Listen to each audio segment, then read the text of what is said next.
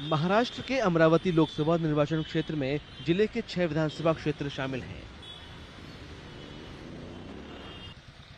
मौजूदा सांसद नवनीत राणा ने कांग्रेस और टूटने से पहले की एनसीपी के समर्थन से निर्दलीय उम्मीदवार के तौर पर 2019 का लोकसभा चुनाव जीता था। नवनीत राणा इस बार महायुति की बीजेपी उम्मीदवार के तौर पर चुनावी मैदान में उतरी हैं। वहीं कांग्रेस ने बलवंत बसवंत वानखेड़े को उम्मीदवार बनाया है। वे दरियापुर विधानसभा क्षेत्र से विधायक हैं। बीजेपी इस लोकसभा सीट पर पहली बार चुनाव लड़ रही है। उसे भरोसा है कि प्रधानमंत्री नरेंद्र मोदी के किए विकास के कामों पर वोटर अपना भरोसा जताएंगे। मुझ पे जो जवाबदारी, मुझ पे जो विश्वास हमारे भारतीय जनता पार्टी के नेताओं ने और हमारे देश के प्राइम मिनिस्टर नरेंद्र मोदी जी ने और अमित भाई ने जो दिखाया है, अब जो कर्तव्य बनता है वो अमरावतीकरों का भी बनता है। और मेरी अमरावतीकर कमल को खिला के ही दिखाएंगी, क्योंकि देश के हित में, राष्ट्र के हित में अगर कोई देश के प्राइम मिनिस्टर इतने डेडिकेशन से काम करते हैं तो उसका साथ देने के लिए भी अमरावती हमेशा आगे रहेगी और आगे रही है। वहीं कांग्रेस उम्मीदवार भी अमरावती लोकसभा सीट पर अपनी जीत का दावा ठोक रहे हैं। उनके मुताबिक मुकाबला एक तरफा होगा। नहीं, ये तो मेरा विजय जो है वो सरल है।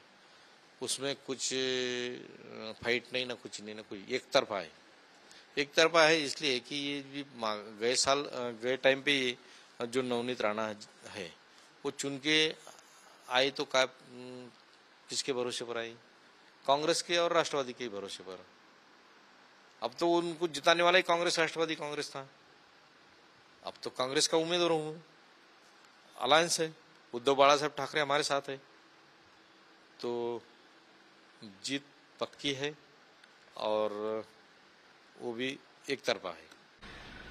अमरावती सीट पर इस चुनाव से पहले तक बीजेपी के साथ गठबंधन के तहत टूटने से पहले की शिवसेना अपना उम्मीदवार मैदान में उतारती थी।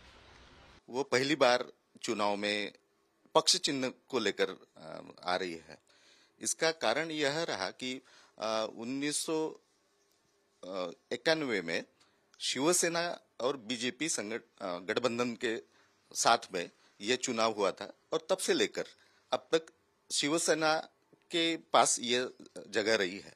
तो इसके कारण बीजेपी कभी भी ये कॉन्टेस्ट कर नहीं पाई। तो ये पहली बार है कि बीजेपी अधिकृत पक्ष चिन्ह के आधार पर यहाँ पर चुनाव लड़ रही है। इलाके के कुछ वोटरों को इस बात की खुशी है कि आखिरकार वे बीजेपी को सीधे वोट दे पाएंगे। वहीं कुछ वोटरों का मानना है कि बेरोजगारी जैसे मुद्दों की वजह से फायदा कांग्रेस को मिलेगा। अमरावती में पहली बार कमल चिन्ह आया है, हमको तो उसके लिए बहुत खुशी है, क्योंकि हमको नरेंद्र जी मोदी जी का जो हमको विकास काम दिख रहा है वो विकास काम बहुत बड़ा है और देश के लिए बहुत बड़ी उपलब्धि है। और हम उनके पास इनडायरेक्टली नवनीत भाभी जी के वजह से पहुंच रहे हैं। इस कमल चिन्ह की वजह से हम पूरी जनता यहाँ पे बहुत खुश है और हम पूरी तरह से उनको सपोर्ट करेंगे, समर्थन करेंगे। बेरोजगारी इतनी बढ़ गई है, बेरोजगारी की तरफ जो देखेगा वो इस शहर का, इस जगत का खासदार होगा, आमदार होगा। और आमदार ऐसा होना है जो घर का बड़ा व्यक्ति रहता है, घर के बारे में सोचता है कि मेरे छोटे का कैसा क्या भवितव्य क्या होना चाहिए, उसका सुख दुख में साथ देता है। देश का आमदार और खासदार वो देश के हित में होना चाहिए। बीजेपी के तरफ से और कांग्रेस की भी तरफ से दोनों जो लड़ाई होंगी वो टफ फाइट चलेगी यहाँ पर।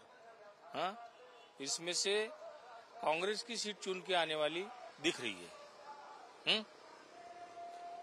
क्योंकि पिछले 5 साल के पहले नवनीत राणा ने यहाँ से चुनाव जीत गया था।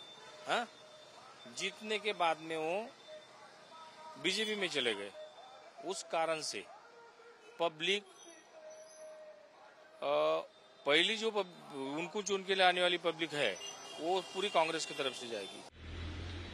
जिला प्रशासन ने बिना किसी रुकावट के सही तरीके से वोटिंग कराने के लिए अतिरिक्त सुरक्षा इंतजामों के साथ तैयारी शुरू कर दी है।